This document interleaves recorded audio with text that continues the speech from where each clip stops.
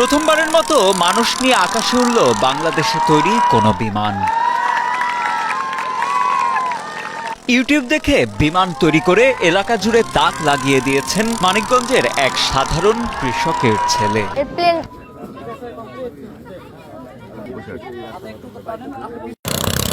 আমাদের বড় ভাই এটা অনেক চ্যালেঞ্জের বিষয় এবং সে দীর্ঘ 4 বছর যাবত চেষ্টা করতে করতে আজকে সে সফলতা অবলম্বন করছে।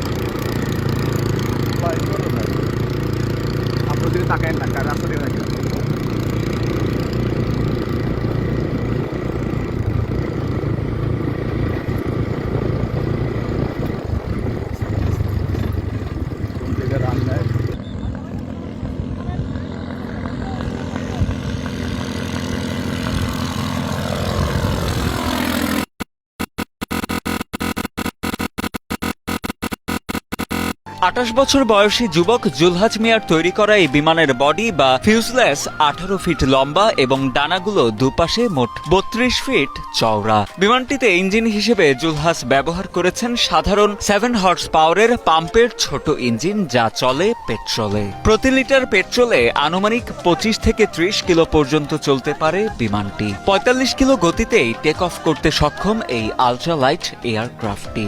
আকাশে সর্বোচ্চ 70 কিলোমিটার গতিতে বিমানটি উঠতে পারে বলে দাবি জুলহাজের। 1 লিটার পেট্রোলে আপনার 25 থেকে 30